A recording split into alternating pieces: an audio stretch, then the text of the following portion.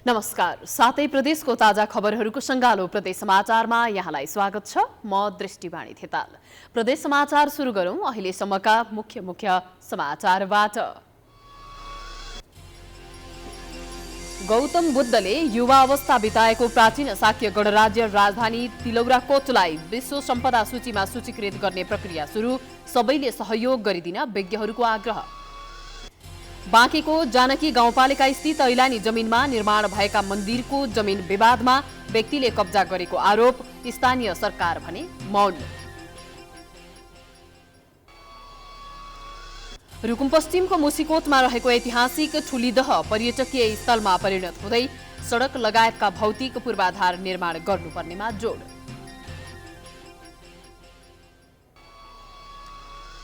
र सप्तरीमा 3 दिनदेखि परेको निरन्तरको वर्षाले नगरको अधिकांश सडक, सङ्घ संस्था र कार्यालय जलमग्न, आवागमनमा निकै कष्ट।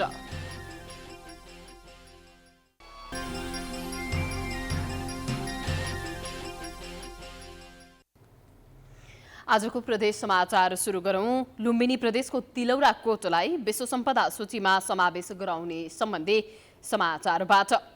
गौतम बुद्धले 29 वर्षको युवा अवस्था बिताएको क्रीडास्थल तथा प्राचीन शाक्य गणराज्यको राजधानी सहर तिलौराकोट क्षेत्रलाई विश्व सम्पदा सूचीमा सूचीकृत गर्ने भनिएको छ। यसको आवश्यक प्रक्रिया पूरा गर्नका लागि प्राचीन शाक्य गणराज्यको राजधानी सहर तिलौराकोट विश्व सम्पदा सूचीमा पुर्याउन विज्ञहरूले सबैलाई हार्दिक आह्वान गरेका छन्। एक रिपोर्ट।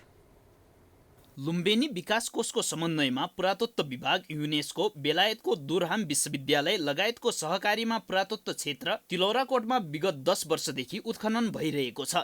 उत्खननबाट तिलौराकोटमा सङ्ग्रहालय, पश्चिमी र पूर्वी द्वार, केन्द्रीय संरचना परिसर, मध्यभागको पोखरी, किल्ला, जोडी स्तूप, विहार र प्राचीन औद्योगिक क्षेत्र र प्राचीन सहरको प्रमाण भेटिएको छ। विज्ञ समूहका प्रमुख तथा सम्पदा योजनाकार कोही बेइजले अबको 3 वर्षभित्रै सबैको सहयोगले तिलौराकोट विश्व सम्पदा सूचीमा सूचीकृत हुने र सूचीकृतका लागि केही महत्त्वपूर्ण कागजपत्रहरू सङ्कलन भइरहेको जानकारी दिए। विश्व सम्पदाका लागि विभिन्न शर्तहरू पूरा गर्नुपर्ने भएकाले त्यसका लागि स्थानीय समुदाय र सरकारको सहयोगको खाँचो रहेको विज्ञ समूहको भनाइ छ।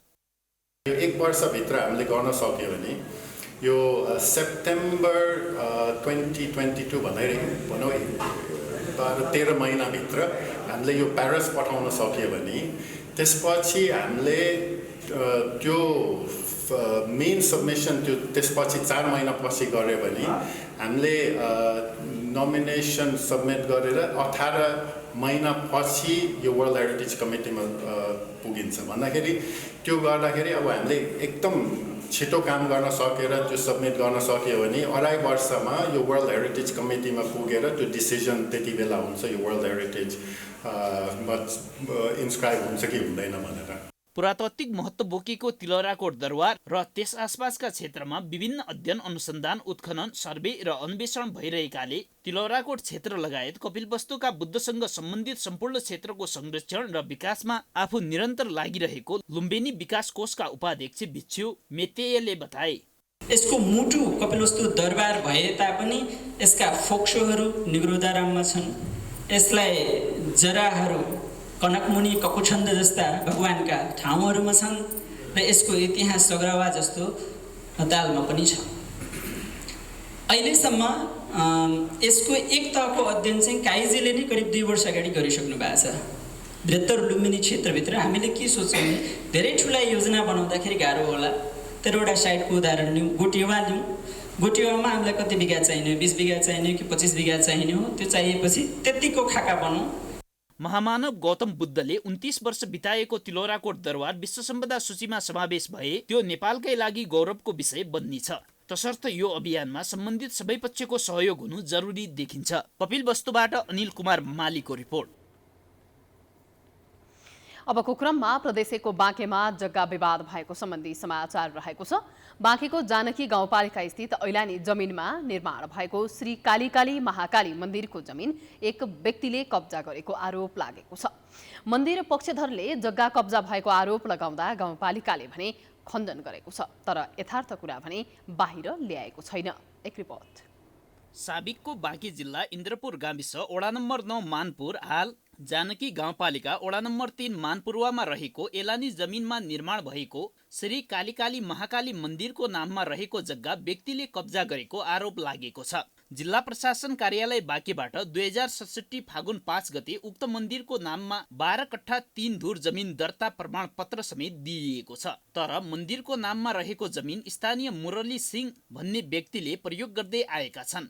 व्यक्तिगत रूपमा खरिद बिक्री भइरहेको जानकारी हुँदाहुँदै पनि जानकी गाउँपालिका मुरली सिंहको पक्षमा लागेको मन्दिरका संरक्षक महन्त कालिदासको आरोप छ। श्री काली महाकाली मंदिर को संरक्षक है। मैं जो है वो मंदिर का जो जमीन है मैं 3 कट्टा पहले खरीद किया। खरीद करने के बाद जो है खरीद करने के बाद जो है वहाँ सीडीओ गया। सीडीओ जाने के बाद देखा है जो मंदिर के जायगा बहुत शॉर्ट है, कम है, इसलिए उन्होंने 12 कट्टा 3 धुर जो है जमीन मंदिर का नाम पे करा दिया। मन्दिरको हकमा चाहिँ 3 कट्ठा रहेको र बाँकी जमिन सरकारले सरकारीकरण भनेर तोकिसकेको गाउँपालिकाको दाबी छ। गाउँपालिका र मुरली सिंहबीच पैसाको चलखेल भइरहेको कुरा सरासर गलत भएको गाउँपालिकाकी उपप्रमुख भूमिसरा धिताल बताउँछिन्। मन्दिरको नाममा 3 कट्ठा जग्गा मात्र रहेको अदालती प्रमाण समेत रहेको धितालले बताइन्। यो काली महाकाली मन्दिरको हकमा चाहिँ 3 कट्ठा मन्दिरको नाममा छ हैन। बाँकी जग्गा चाहिँ सरकारले सरकारीकरण भनेर त्यसलाई तोकेको छ र त्यस जग्गाको बारेमा चाहिँ अब मान्छेले गाउँपालिकासँगको समन्वयमा पैसाको चलखेल गरे भन्ने कुराहरू आएको छ। यो सरासर झुट कुरा हो, यो नहुने कुरा बोले हैन। तर पनि यसको प्रमाण उहाँहरूले देखाउन पर्छ र जे पाते बोल्न पनि मिल्दैन हैन यस्ता कुराहरूमा। यता संरक्षक कालिदास बाबाले भने 3 कट्ठा जमिन व्यक्तिगत रूपमा आफ्नो पैसाले खरिद गरी मन्दिरको स्थापना गरेको दाबी गर्दै आएका छन्। मन्दिरको वरिपरि रहेको अरु 12 कट्ठा जमिन पनि विभिन्न भूमाफियाहरूले कब्जा गरेको दाबी गरिएको छ। यो मन्दिर 2067 सालमा जिल्ला प्रशासन कार्यालयबाट दर्ता भएर त्यहाँका महन्त आशिष चटर्जी उर्फ कालिदास बाबाको को निर्माण दिन गरेको काली मन्दिर छ। त्यो चाहिँ नेपालमा हालसम्म सबभन्दा अग्लो मूर्ति भएको स्थान हो र त्यसमा त्यो 3 कट्ठा जमिन उहाँले कालिदास बाबाले आफ्नो व्यक्तिगत पैसाले खरिद गरेर स्थापना गरेको। जमिन कसले कति कब्जा गर्ने भन्ने विषयमा स्थानीय मुरली सिंह भन्ने व्यक्ति र मन्दिरका संरक्षक बीचमा विवाद हुँदा सर्वोच्च अदालतले मन्दिरले जति कब्जा गरेको छ मन्दिरले र बाँकी नेपाल सरकारको भनेर निर्णय गरिदिएको थियो। तर जे जति जमिन छ त्यसमा नेपालगञ्जका दलालहरू आएर विवाद खडा गर्ने गरेको स्थानीय राजनीतिज्ञहरू बताउँछन्। मुरली सिंह भन्ने ठाकुरसँग ऐलानीप्रति जग्गा 3 कट्ठा जग्गा किनेर मन्दिर निर्माण गर्नुभएको कागज पत्रले देखिन्छ। त्यो गाउँपालिकामा हामीले मिसिल पनि हेरेको र पछि त्यो दुवै त्यो मुरली सिंह ठाकुर र मन्दिर पक्ष बीचमा त्यो जग्गा कसले कब्जा गर्ने भन्ने विषयमा विवाद हुँदा सर्वोच्च अदालतसम्म पुगेर सर्वोच्च अदालतले मन्दिरले जति जग्गा कब्जा गरेको छ त्यो मन्दिरको बाँकी जो नेपाल सरकारको भनेर चाहिँ उसलाई निर्णय गरिदिएको छ। त्यसकारणले त्यसमा कसैको हस्तक्षेप चाहिँ छैन। जग्गाका विषयमा विवाद हुँदा जानकी गाउँपालिका र जिल्ला प्रशासन कार्यालय बाँकीले खासै चासो नदिएकै कारण समस्या समाधान हुन सकेको छैन। बाँकीबाट रविन्द्र घिमिरेको रिपोर्ट। प्रदेश समाचारमा पालो भएको छ विश्रामको।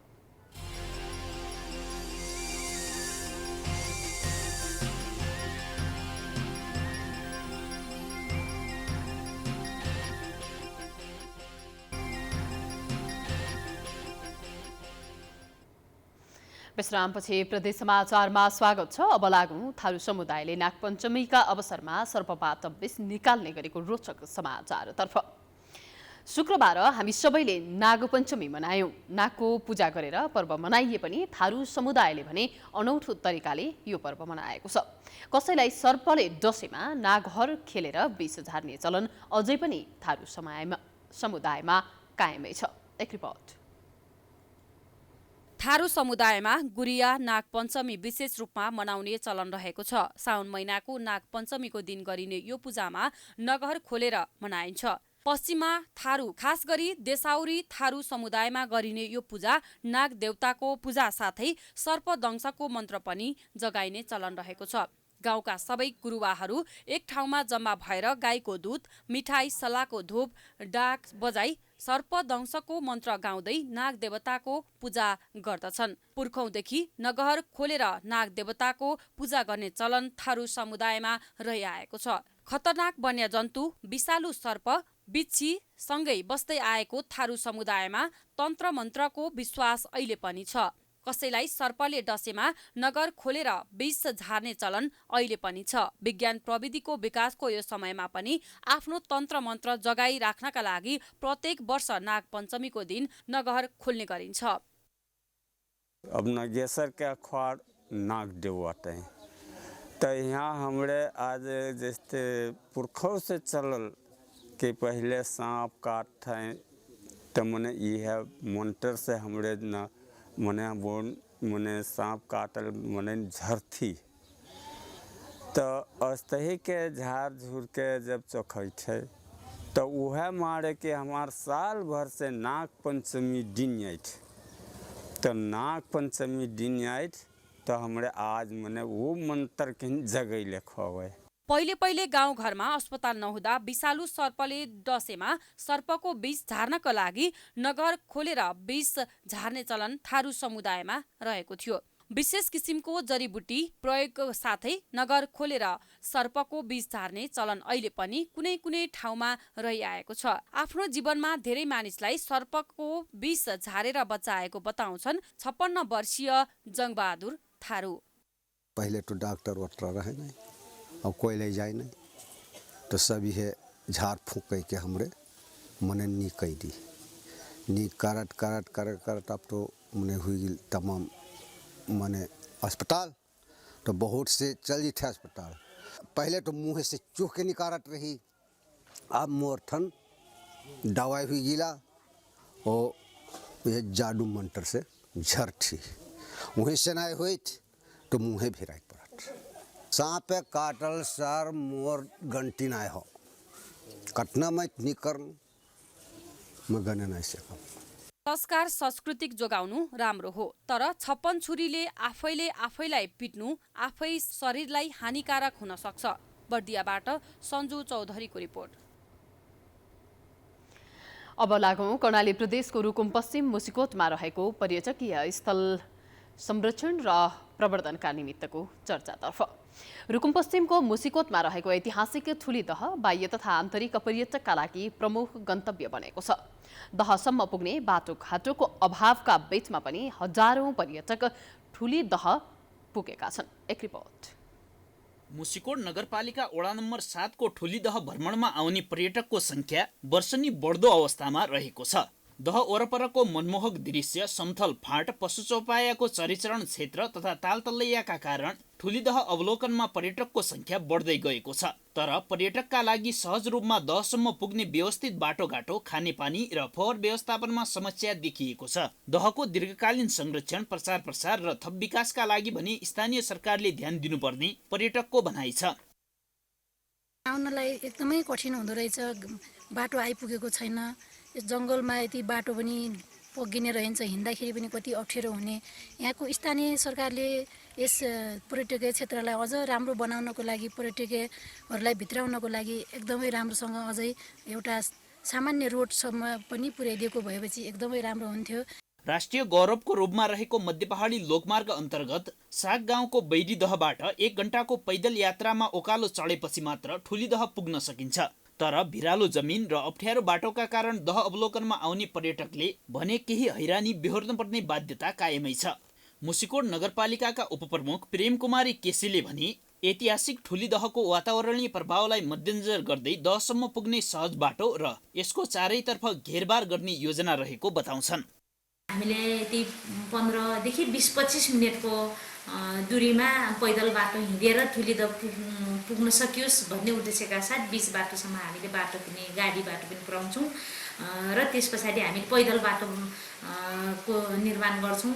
र अर्को कुरा ठुलीदहलाई अलिकति व्यवस्थित गर्नको निमित्त हामीले दहलाई चारैतिरबाट पनि कम्पाउन्डिङ गर्ने भनेर पनि त्यसरी राखेका छौँ।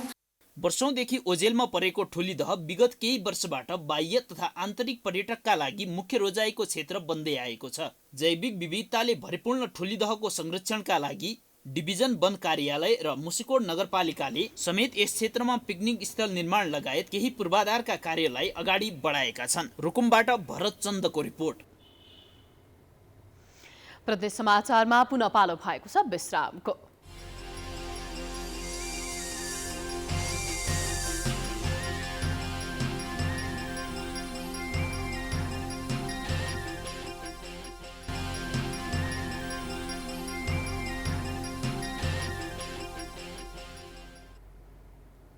विश्रामपछि प्रदेश समाचारमा स्वागत छ। अब प्रदेश समाचारको अन्त्यमा आइसकेका छौँ। प्रदेश 2 को सप्तरीमा वर्षापछिको जलमग्न अवस्था सम्बन्धी समाचार रहेको छ। अबको क्रममा सप्तरीमा 3 दिनदेखि परेको निरन्तरको वर्षाले नगरको अधिकांश सडक, सङ्घ संस्था र कार्यालय जलमग्न भएको छ। पानी निकासको उचित प्रबन्ध हुन नसक्दा राजविराज नगरपालिकाको बजार क्षेत्र पनि पर्ने पानीका कारण जलमग्न भएको हो, जसका कारण आवागमन निकै कष्टकर बनेको छ। एक रिपोर्ट।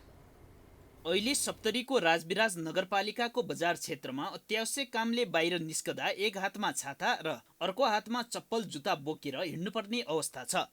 वर्षाको पानीले सडक मात्रै होइन, यहाँ स्थित विरत जनाधार व्यवस्थापन कोशी फिल्ड सेन्टर, कृषि ज्ञान केन्द्र, शिक्षा समन्वय इकाइ शाखा, गजेन्द्र नारायण सिंह औद्योगिक क्षेत्र, नेपाल रेड क्रस सोसाइटी शाखा, बेलही भन्सार लगायत सङ्घ संस्था र कार्यालय पनि जलमग्न भएका छन्, जसकारण सेवाग्राही शास्ति भोग्न बाध्य छन्। वर्षाको पानीले निकास नपाउँदा राजविराज नगरपालिका 5 स्थित मिठिरा टोलको घर घरमा पानी पसेको छ। जथाभावी फ्याँकिएको फोहोर अहिले सडकमा जमेका पानीमा मिसिएर बगिरहेका छन्। कर्म यो नगरपालिकाको जनताले कहिल्यै पनि गरेको थिएन, त्यो अवस्था अहिले छ। जुत्ता चप्पल बोक्नु मात्रै होइन, यो भ्यागुतो जस्तै उफ्रिएर चाहिँ आफ्नो कारोबार गर्नु मात्रै होइन, यहाँ अब निसासिएर र रोगले चाहिँ पीडित भएर मर्ने अवस्था छ। इतिहासको कुनै पनि कालखण्डमा जो दुर्दशा यहाँ खाल्टोमा पानी जमेको छ, बाटोघाटो अस्तव्यस्त छ, मान्छेको जनजीवन चौपट भइरहेछ, त्यो अवस्था इतिहासको कालखण्डमा भएको थिएन। सरकारले त्यत्रो बजेट दिएर पनि सही सदुपयोग नहुँदा आज यो दुर्दिन नगरवासीले चाहिँ हेर्नु परेको अवस्था छ। ग्रामीण क्षेत्रको अवस्था त झन् बेहाल छ। सडकभरि हिलो नै हिलो छ। इलाम्य बाटोमा काम नपरी कोही निस्किँदैनन्। बाध्यता पर्यो भने मात्र घरबाट निस्कन्छन्। सडक र आसपासमा भएको डुबानले सर्वसाधारणलाई आवत जावतमा समस्या हुने गरेको नौलो कुरा होइन। हरेक वर्ष त्यहाँका नागरिकले यही समस्या भोग्दै आएका छन्। सप्तरीबाट मनोज माझीको रिपोर्ट। हामी प्रदेश समाचारको अन्त्यमा आइपुगेका छौँ। जाँदा जाँदै प्रमुख समाचार पुनः एकपटक। गौतम बुद्धले युवा अवस्था बिताएको प्राचीन शाक्य गणराज्य राजधानी तिलौराकोटलाई विश्व सम्पदा सूचीमा सूचीकृत गर्ने प्रक्रिया सुरु, सबैको सहयोग गरिदिन विज्ञहरूको आग्रह। बाँकीको जानकी गाउँपालिका स्थित ऐलानी जमिनमा निर्माण भएका मन्दिरको जमिन विवादमा व्यक्तिले कब्जा गरेको आरोप, स्थानीय सरकार भने मौन।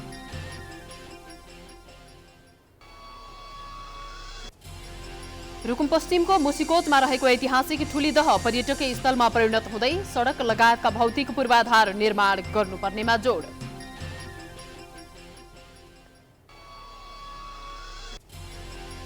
र सप्तरीमा 3 दिनदेखि परेको निरन्तरको वर्षाले नगरको अधिकांश सडक, सङ्घ संस्था र कार्यालय जलमग्न, आवागमन निकै कष्टकर।